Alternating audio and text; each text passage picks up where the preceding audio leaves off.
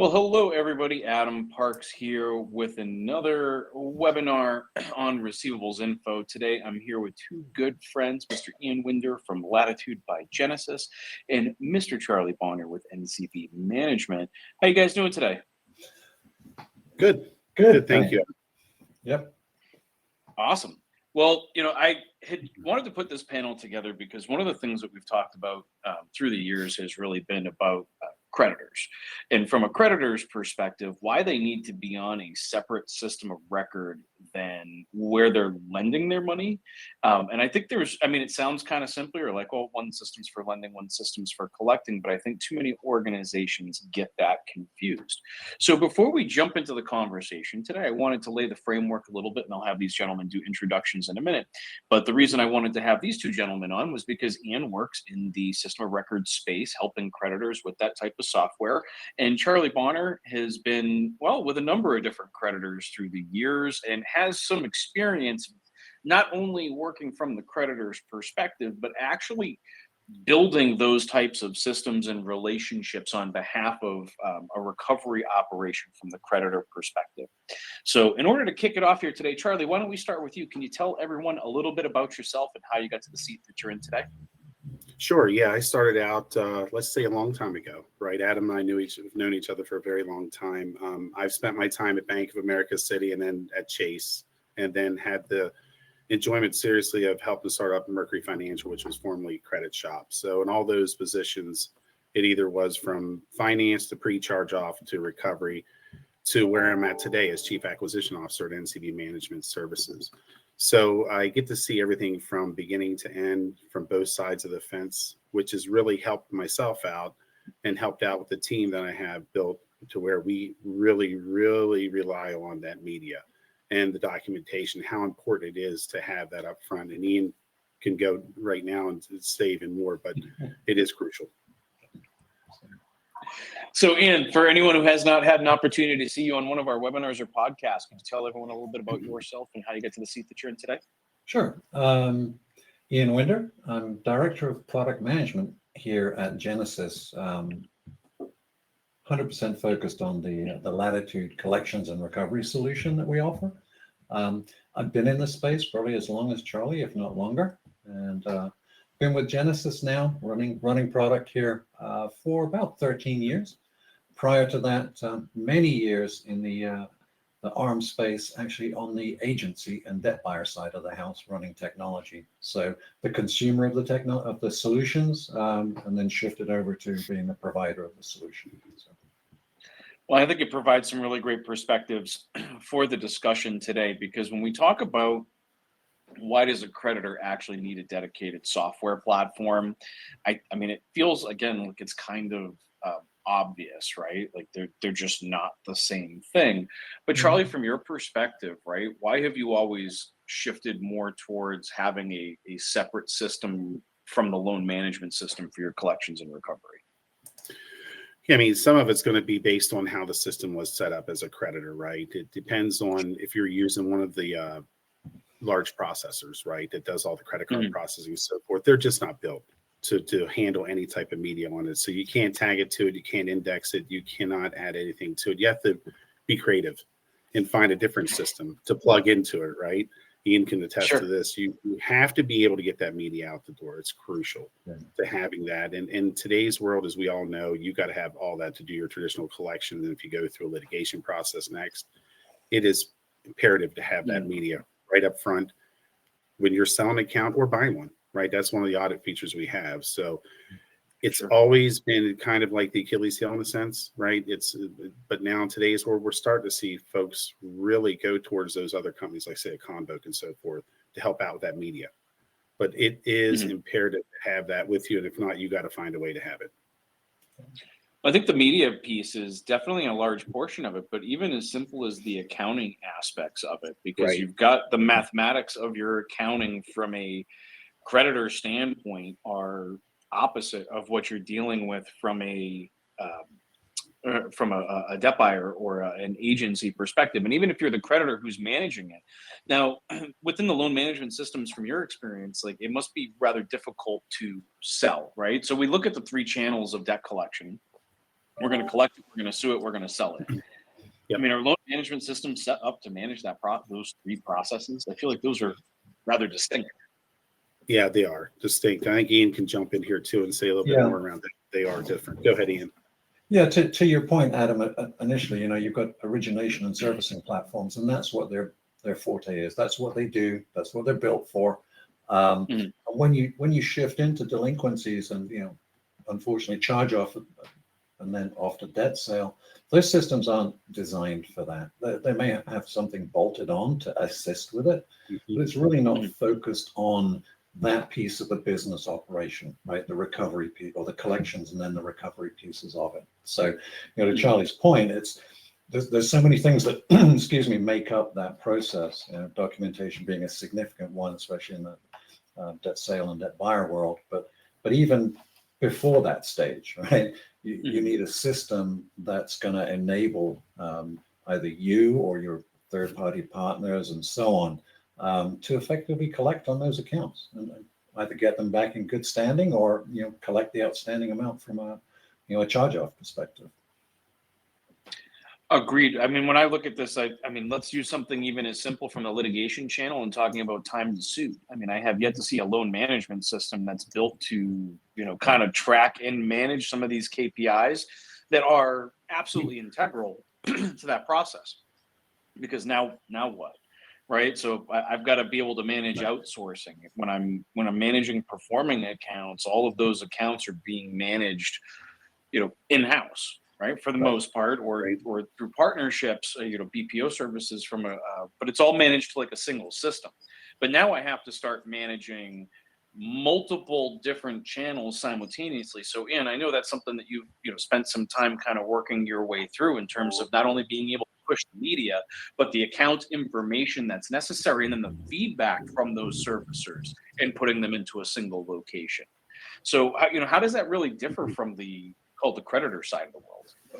From a creditor side, I mean, if you're outsourcing, you're basically trying to do a data extract, right, to feed to your business partners who can do the collection side of the house for you if you're not doing it internally, and that's great, but it's not a one-way street, right? I need to pull data, but these systems are also not necessarily designed to be able to ingest data coming back into your world.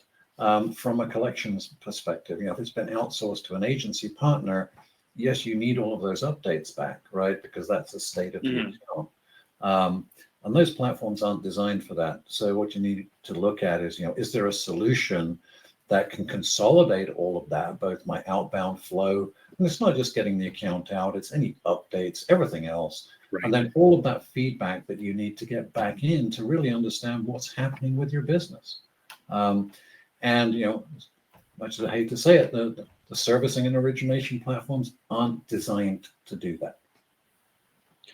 So when we look at the servicing platforms, how does it differ in terms of the omni-channel communications that are being used in the collection space? So even if I'm an agency, or if I'm going to start outbounding as an agency versus outbounding as a performance, or a performing accounts, how does that really differ? Is it just different connection points, or is it really like the engine behind the decision making in account workflows?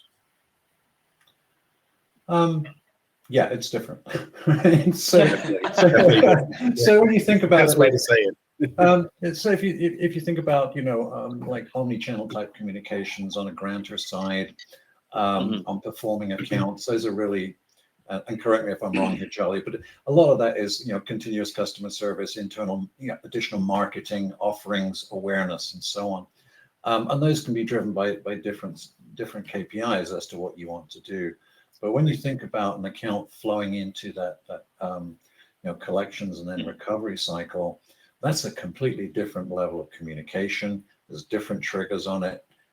The messaging is completely different. And therefore maybe doesn't flow into the omni-channel platforms that you're using today for that servicing side of the business. Yeah, I agree. And Ian, I think you'll attest to this too. Most of the folks are doing a bolt-on at them, hey, let's do it with XYZ company because the dialer doesn't have the capability, or we can't get it this way, or we got to do it that way. And Mhm. Totally in agreement with Ian on this.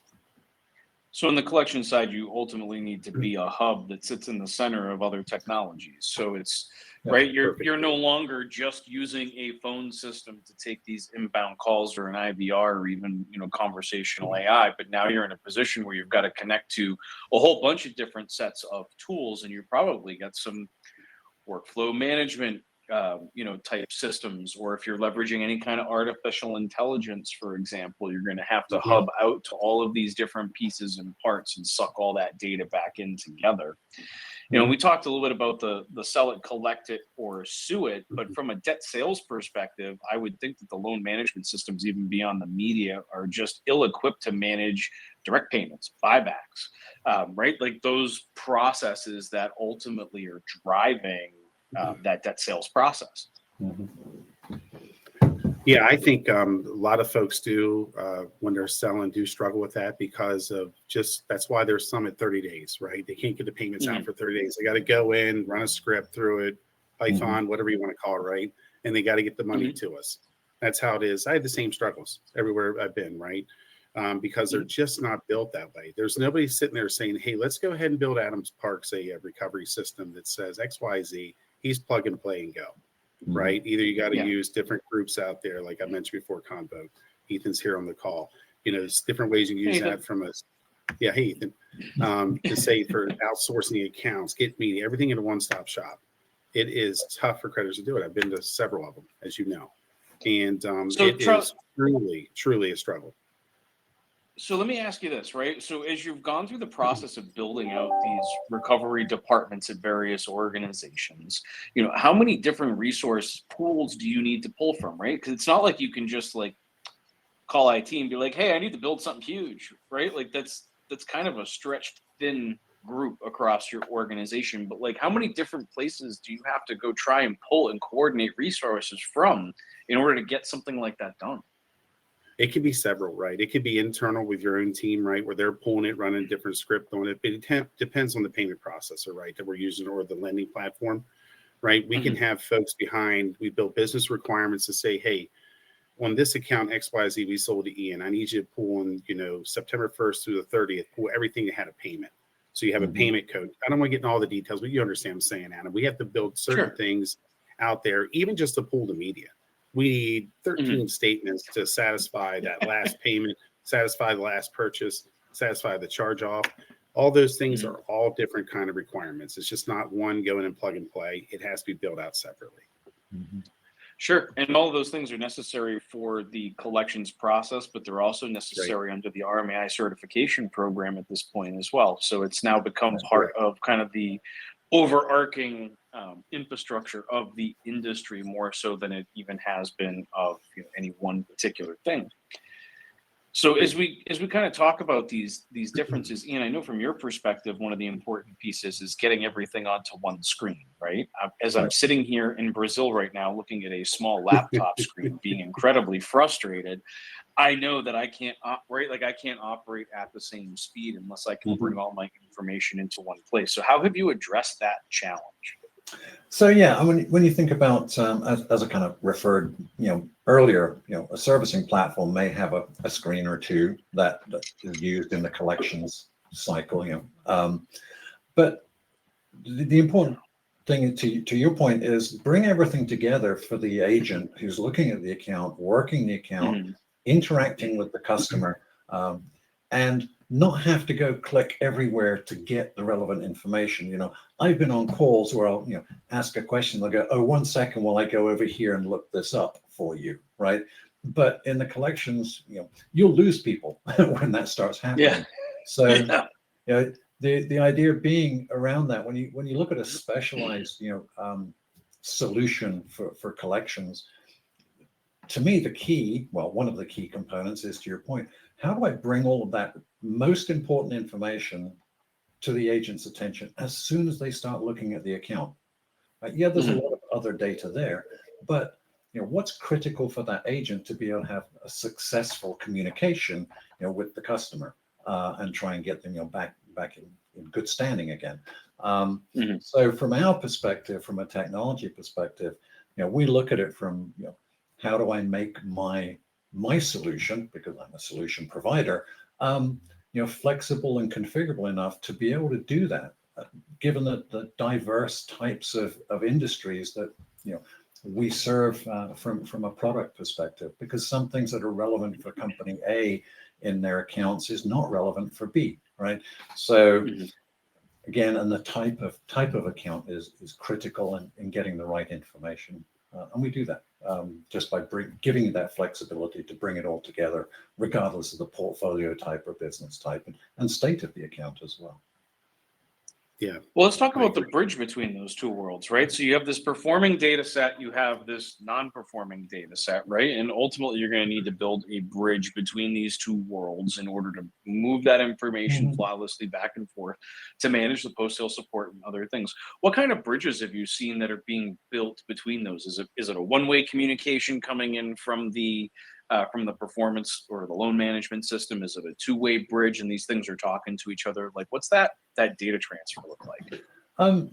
For us, our experience is traditionally, in a pre-charge-off model, the collections solution is designed for just that, collections. It's not the system of record on the account. That still lives in the servicing platform. So obviously, that bi-directional flow is critical because you've got to keep the account state current in both systems. So the bridges tend to be bi-directional. At charge-off or debt sale, that's really it's being pushed out of servicing at that point, right? It's purely into that recovery aspect. So those types of bridges tend to be more the feed and less of the updates, right? But that's one side of it. The other side is, okay, now I have it into a system where I'm going to be outsourcing it, or I need to sell it, or do whatever. Outsourcing is critical too. Doesn't matter whether it's pre or post charge off. I still need to get bi-directional updates back, because at that point, your collections platform is your system of record for those charged off accounts. Yeah. So different models, right? Yeah, I agree. And I think too, it's I have 2 points on that. On the post charge off side too, with Reg F, we definitely need that update. That coming in, if you're putting it out for bid today and say you're selling it in October 15th, I'm going to need that data to ensure there's no post charge off interest like credits or payment and so forth. I need that from a Reg F standpoint if I'm buying it. On the pre side, I think it's crucial. You made a really good point here. That collector has a certain amount of time. They need to see all the buckets. What do I need to roll in back to current? That person doesn't want to sit there and calculate buckets, right? They want to know, you're a bucket 4. I need $120 to get you back to current. And that is crucial to have all that data there. And you know what else? I'm going to say it again. You guys going to chuckle. Media. It should be right there. You can push your button and boom, right there it is. Yeah, right. Adam, you did make a purchase in Brazil of coffee beans. You know what I'm saying? Yeah. Most likely. Well, look, and Charlie, I mean, we can go back and talk about the media transition issue going back 20 years now, right? Like, I mean, I've done purchases where I've had a truck show up with all this documentation that now needs to be scanned. I used to get CDs from a certain major bank who would send me FedEx discs that I then had to. It was just one disc. It was just one disc. I mean, one disc included for 12 months. Yeah. That's great. Fair enough. But then we have to decrypt that disk. We have to start loading it, right? So like there's been this transition of that movement of documentation over time. But I think the biggest challenge early on was even getting that documentation from the creditors. So it feels like the creditors have actually changed their internal processes over time, because that original application used to take a significant amount of time to get. Like I might be waiting for 180 days, 365 days, right, in order to have that documentation available. Now that's something that it seems like the creditors have put more into the process. As you went into building, like as you went into the startup in the fintech space, right? Is that something that you were considering like on day one at underwriting? Like, hey, I'm going to need that if we ever have to sell this account? Or was it so much of a byproduct that you had to go backwards after and say, all right, guys, here's what we're going to need, in order to sell our byproduct? Yeah, the nice thing is with that was the old Barclays book that we had bought when I was over there. So that was the swath that converted over. So I was able to do exactly what you said at the beginning. I'm going to need X, Y, and Z. And honestly, Adam, we had struggles. Even then, we were on the same system at the time. Just it's a matter of converting it over, and they're called BINs. That's your 4-digit if it's a MasterCard or Visa, right? We just emulate it. the problem is media, and we had struggles at first, and now Mercury has it down pat. They're very good at their documentation. Sure. But the key is supporting everything and getting it out in a timely manner. And that is one thing to be proud. I was proud of, that we were able to pull that up and start selling at that point and getting it done. Mm-hmm. There was a lot of bumps at first, trust me, a lot of bumps. But once we got it smoothed out, it was really crucial. And the nice thing is now with applications, if there are changes based on codes, so you give everybody a template and you say, hey, follow code XYZ. And if Adam made a change, it's XYZ1. So the nice thing is it's not like Adam Park's real application because everything's virtual. It just shows you the terms and agreements. Sure. The terms and agreement, I should say, really not the app, but the terms and agreements are out there. So yeah, it's that's exactly a little better organized. Yeah. Well, a little better organized, because when this started to become a requirement, both from a litigation perspective and then obviously from a business management perspective, it was like, all right, major bank, like, you're going to have to go back into your archives and go collect all of this information, find it, digitize it, transmit it. Like, that was a massive ordeal that took, years for some organizations to pull together.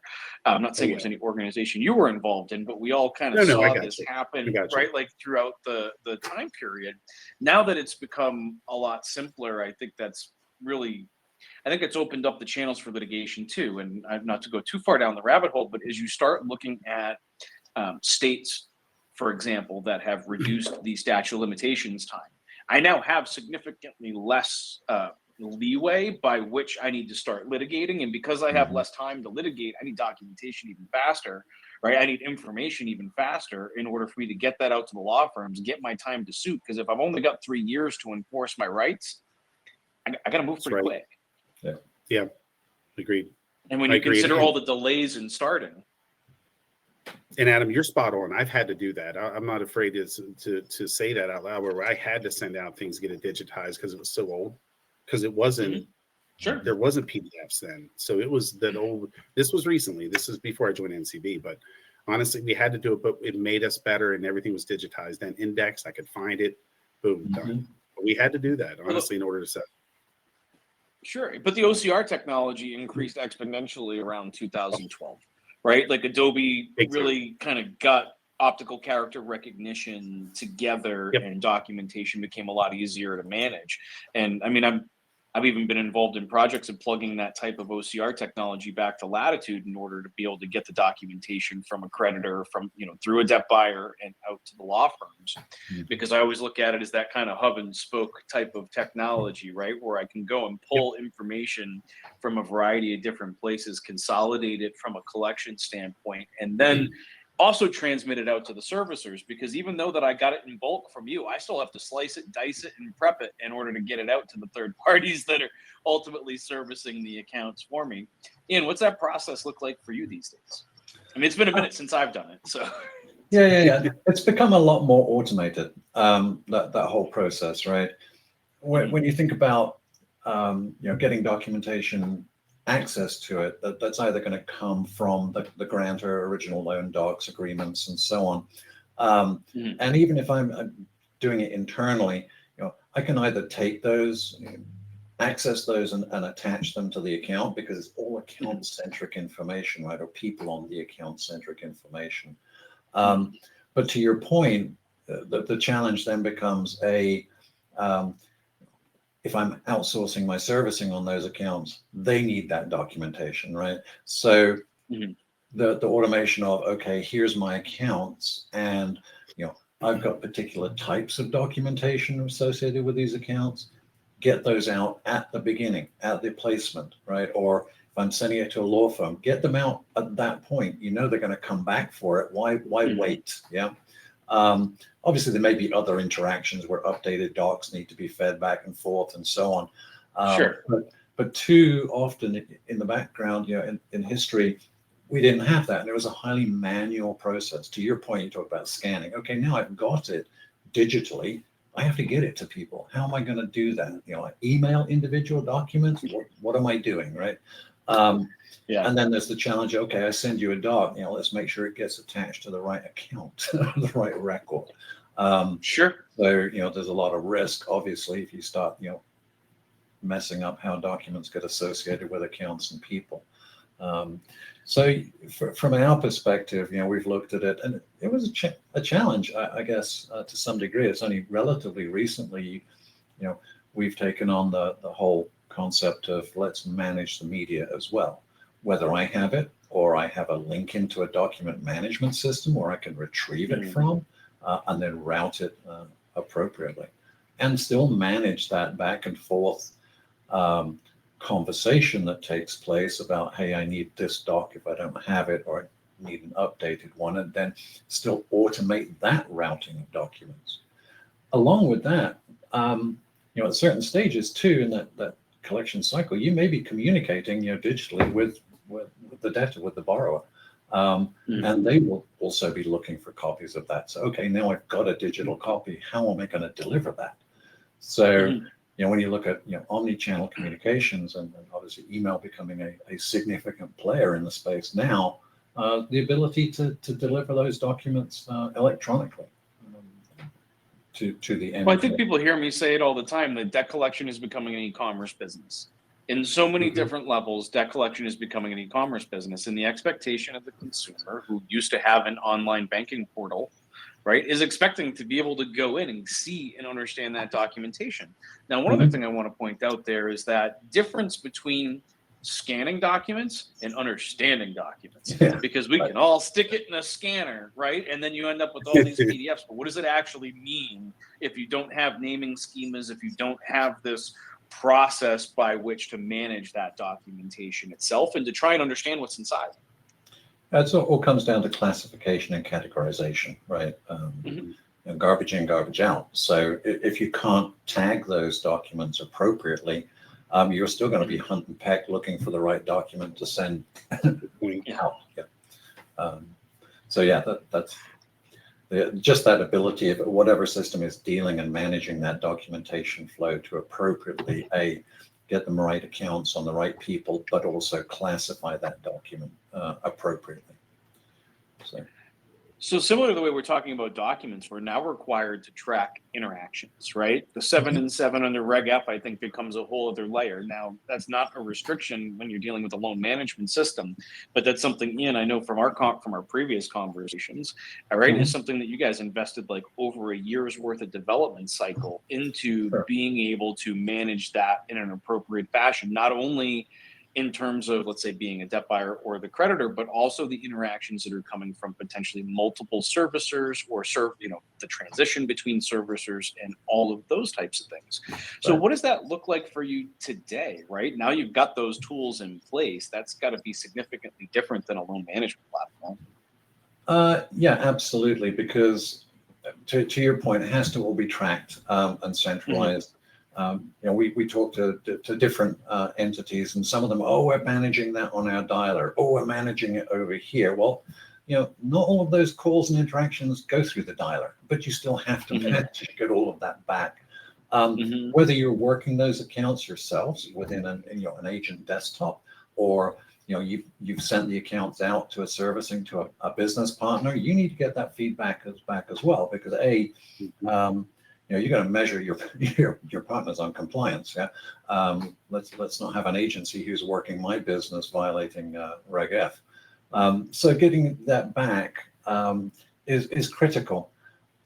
When it comes down to especially an agent looking at an account, working that account, just as I mentioned, getting the right information to the agent at the right time, that also plays into everything compliance related.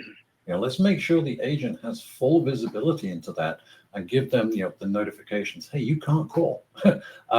You don't have consent to do that.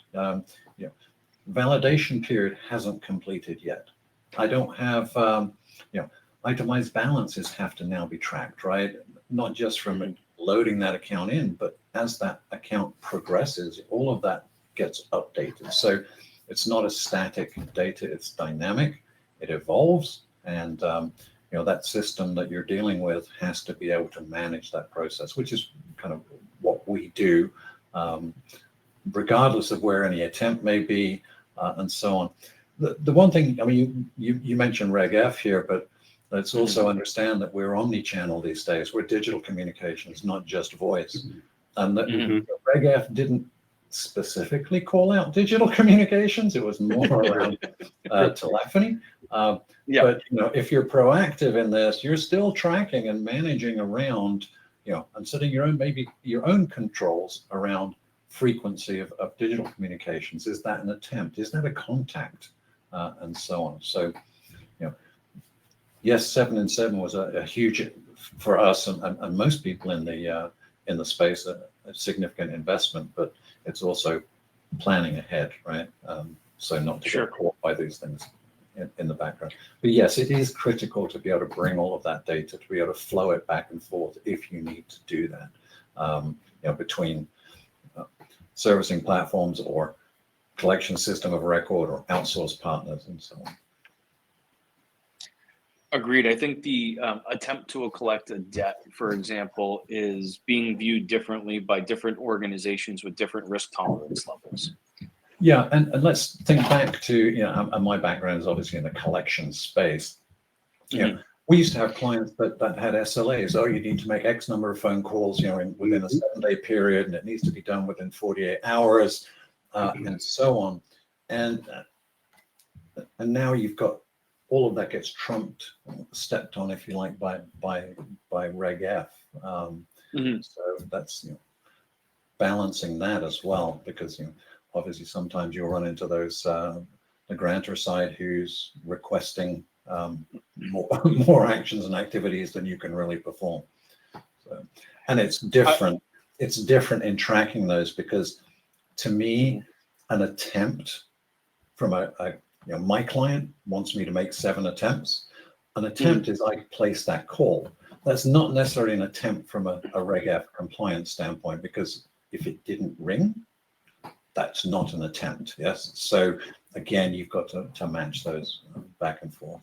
That's the measurement of risk tolerance, right? And I feel like every organization out there that's either buying or collecting debt is measuring these things with their legal counsel and saying, what is the risk versus reward probability of us interpreting something in this way versus that way, which I could go well down the rabbit hole on, but I will just kind of pull back on that one a little bit before I start running down the rabbit hole.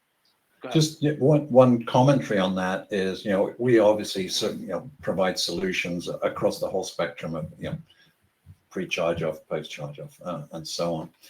And we have clients who don't fall under the scope of Reg F, right? Because they are the original grantor, they're the owner of the debt, and so on.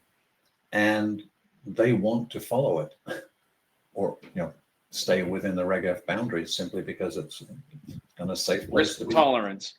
Yeah. Just because the rule says something doesn't mean the CFPB won't do something totally different, right? Or they won't magically interpret something one day and anybody who is owed money is a attempt to collect a debt. Like, you never know what they're going to do. So I think that's another one of those risk tolerance measurements. And I think the closer you are to originating the loan, the less tolerant you are of risk in general.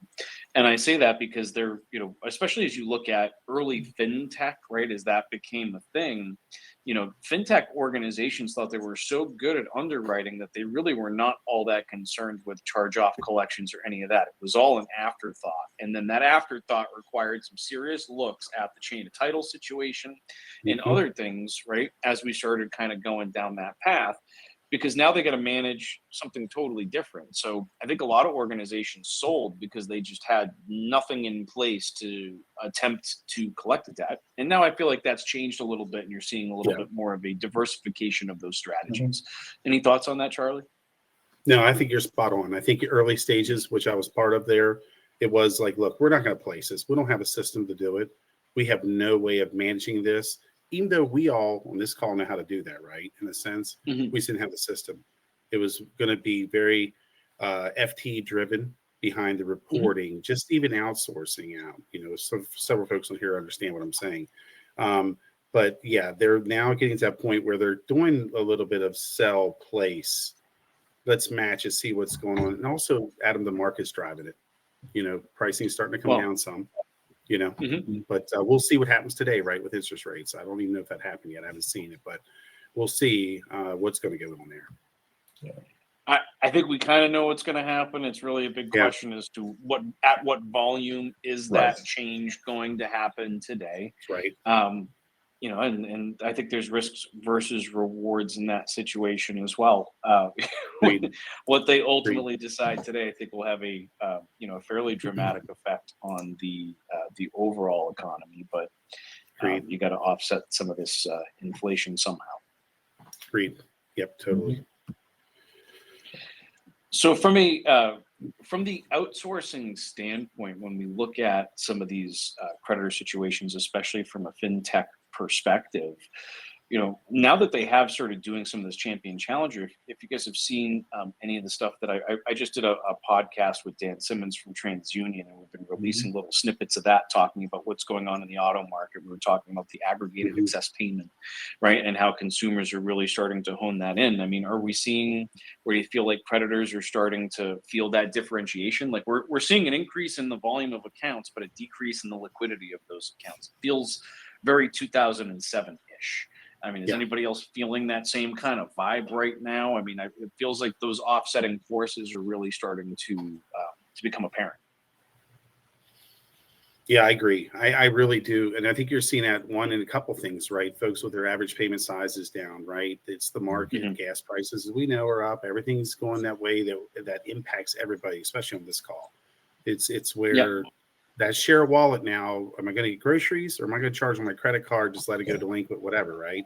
That's a big impact there. And that's where priority of payments. Priority of payments, right? What's coming out of my wallet first? Groceries, pay my credit card. Right?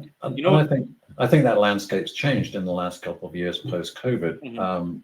When people were, for want of a better term, financially, a significant portion we're in a financially good place, and we're able to address things, but that's not happening anymore, and we're back to where they were. So again, to your point, Charlie, it's do I pay my credit card or do I put food on the table? Do you know what's not going up right now, guys? Auto prices. The price of used cars is plummeting, which is offsetting those that are purchasing auto paper, and those that were in the buy here, pay here market. I mean, it's those that were sitting on inventory, right? Everybody was in this mad dash to purchase inventory. Now that the inventory has been purchased, if it's sitting on your lot, it's just dropping in value every minute that it sits out on your lot, which I think at some point we may even see a call from the Federal Reserve, because there's not going to be enough metal on the street to offset the value of the loans that are outstanding with the consumers. Yeah, different animal for a different day. Not really our topic today, but considering what's going on with the Federal Reserve today, I figured it was at least worth mentioning. Yeah, you got to mention it. You have to mention it, right? I mean, seriously, we all watch it. It's a driving factor behind some of the decisions that are being made and how we're seeing this influx of paper starting to hit the market. I think that'll continue to soften prices because the collectability is down. And because the fintechs and other organizations are challenging their debt sales against other methods, sue it, collect it, right? I think you're going to start to see them better understand why the values are coming down and maybe react a little faster than they have in the past when we've gone through similar economic cycles. No, I don't have enough gray hair to have been around for too long, but I mean, I feel like I've been at this for a minute. you have the hair there, Adam. I don't even want to tell people how long I've known you. I don't want to tell people how long I've known you. I remember you sitting at a little desk in West Palm. That's all I'm going to say. Oh yeah. That was. Yeah, it's good though. It's good. Yeah, it's good. But no, you're spot on, right, Adam, and Ian mentioned it too. It's the world we're in right now, guys. I do feel sometimes I do get that fear of 08 again. I really do. I just sometimes see it, and I'll never forget it. It was scary. It's scary right now. Let's hope that we never forget it. Yeah, let's not. Let's not. Right?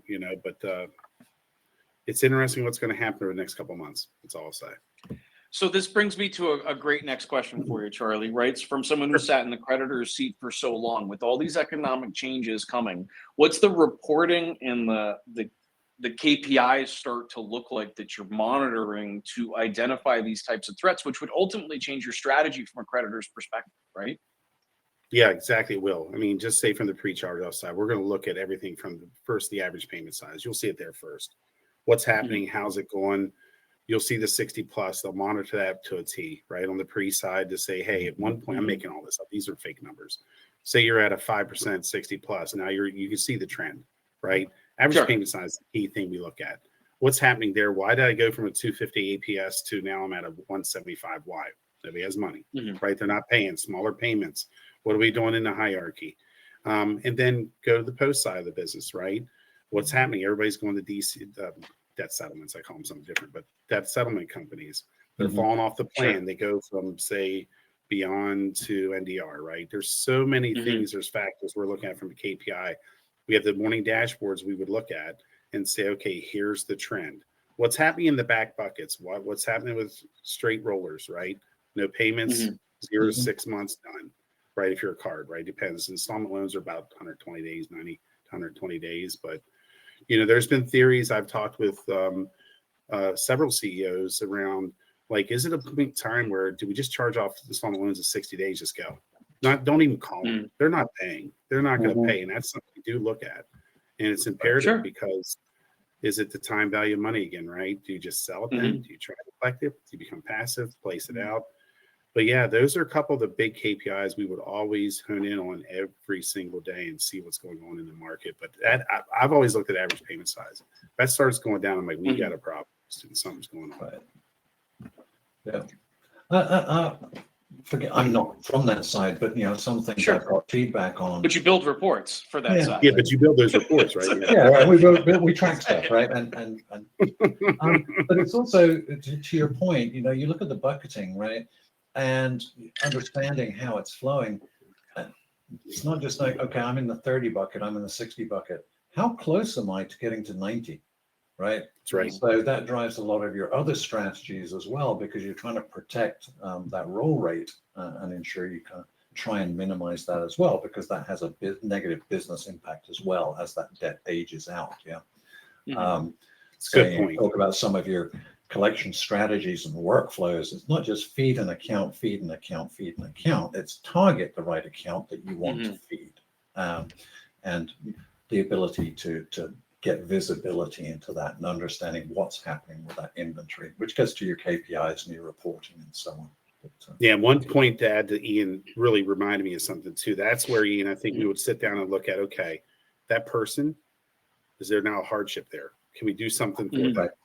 Can we get them back on track again and be there to help them and be that right company that's there for them? Because you want to bring the person current. You want to get them back in good standing. And they're going to remember that. They're going to keep that card, right? They're going to do how much money did you spend to get that customer in the first place? The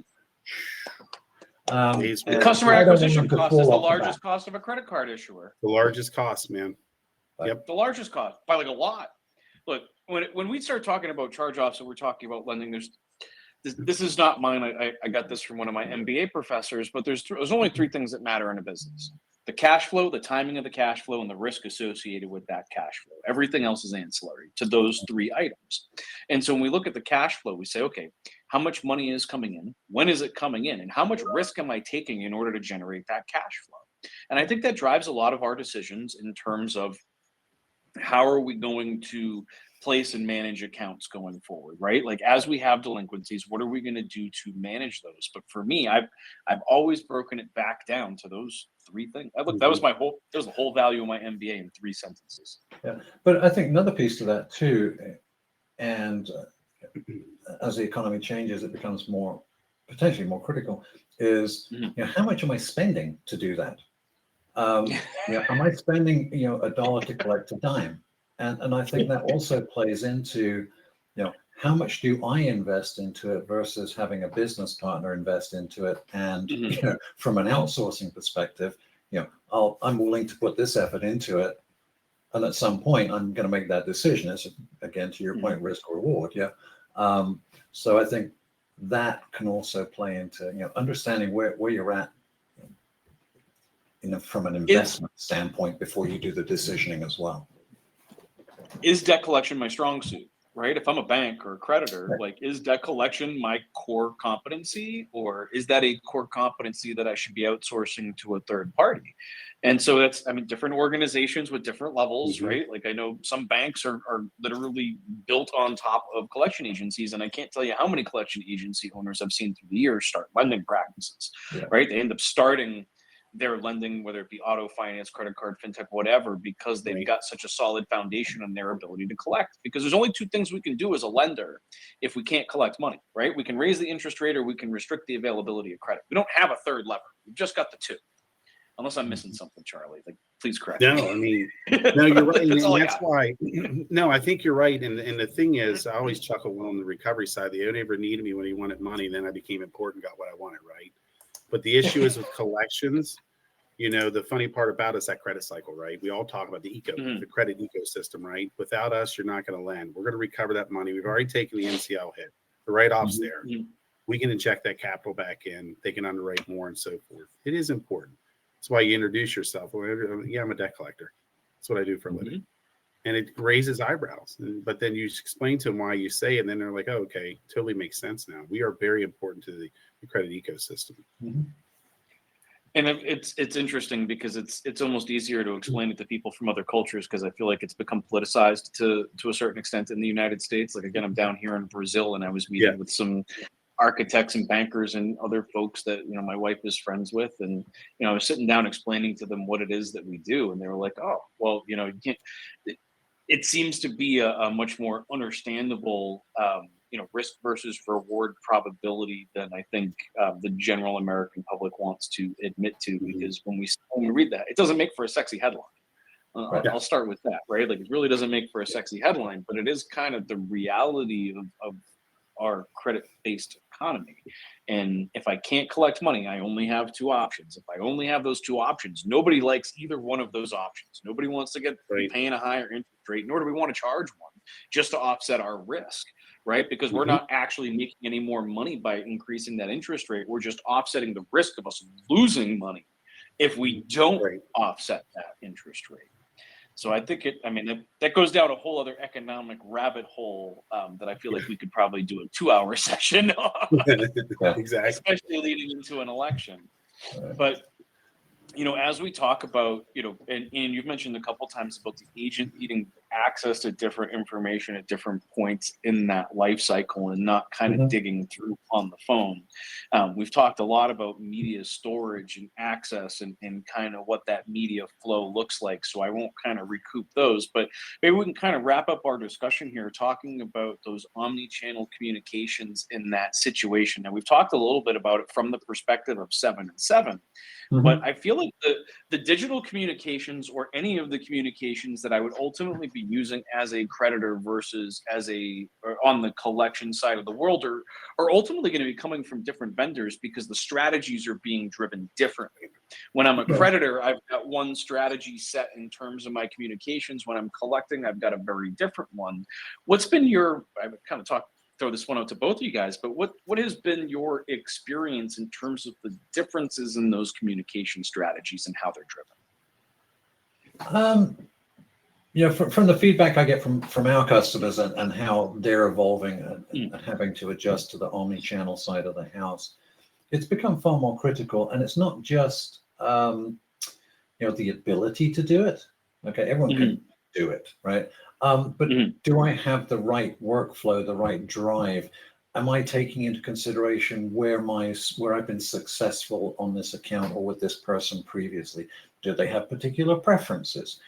They're going to ignore my phone call, but you know what? They always have their phone in their hand. They're going to look at an SMS, or they're going to look at an email Right. message, and so on. So it kind of plays into the second one, right, which is more AI, which is understanding where things have been, what's the best approach, what's my next step, and so on, which tend to be far more dynamic, right, than hey, we're going to send them an email on day 5. But to your point, the split between how vendors are used for different solutions, omni-channel and others, is different between the collection side and just the servicing side of the house, is my take on it, and the feedback that we've received, because our customers want to be able to flex between different channels, flex between Mhm. different vendors even, because of success rates and so on. So, yeah. I think the strategies are completely different, right? Because from a creditor standpoint, most of your outbound communication strategies have one of two purposes. It's either to originate new debt or to service an existing performing loan. Whereas the messaging is different, the timing of those messages is different. Really, everything about other than the fact that they're going through the same channels: telephone, text message, email, haptic, Right. whatever.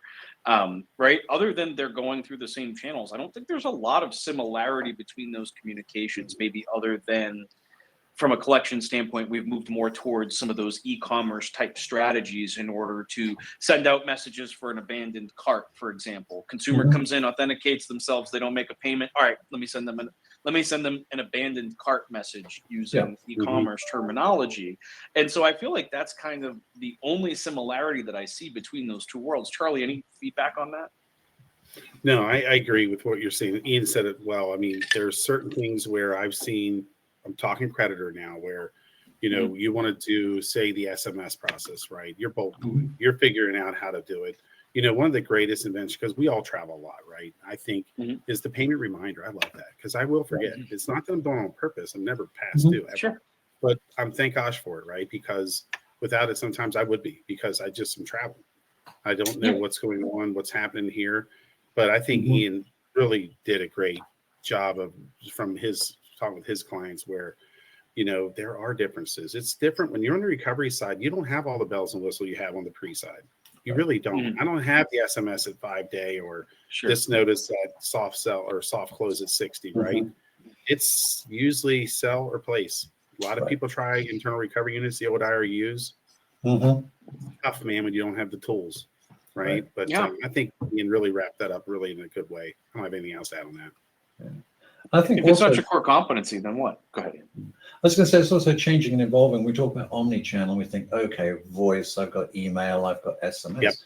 But what's also starting to make its way is more social channels. WhatsApp, Telegram, other communication streams and channels beyond the traditional. I'll send you a text or a message that way, and evolving the solutions to be able to interact with that. Those channels as well. Agreed. I think you're going to see a whole new layer of, remarketing as an example, right? Because again, we're starting to see those e-commerce strategies start to leak their way into the debt collection space. I think you're also, people's search engine optimization, right? And what do you find when you get that text message or that email from somebody? Because everybody's got a phone, so everything's moved towards video, right? In terms of communications, everything is moved towards mobile in terms of communications. And so I think all of that starts to line up on top of itself, but it's that interaction back to the main hub and being able to manage that account information from a single location, to be able to manage, if you're on the creditor side, it's about being able to manage those direct pays, right? That whole post-sale support process, and being able to manage that and control that internally so that you're not relying on some third-party partner who could potentially fail in the transmission, right? And being able to, using your own tools, whether it be an OCR scan technology or whatever, but kind of maintaining that in the center, I think it is pretty important from a hub and spoke perspective. Agreed. Tend to agree. Well, gentlemen, we are wrapping up to the end of our time block here today. I really do appreciate your insights today. I appreciate your time coming on, having this conversation with me. I really do think this was a great conversation. I hope more creditors have an opportunity to listen to this in its replay on YouTube. So we'll be resharing that out again on Friday. So for anybody watching, Ethan, feel free to reshare this, this week, because I feel like this was a really great conversation. Well, appreciate you having us on, Adam. This has been it's been a really good conversation. Yeah, it was great. Thank you, Adam. Ian, good to see you again too. And Adam, as always, be safe travel back home. Awesome. Well, I hope to see you guys out at the Debt Connection Symposium Conference the first week of October. Whiskey's on me, gentlemen. Let's go have a bourbon, and we can debrief our call at that point. But for everybody who's watching, thank you so much for coming on, spending your time with us this afternoon, and we'll see you all again soon. Bye, everybody. Thanks, everybody. Thank you. Bye.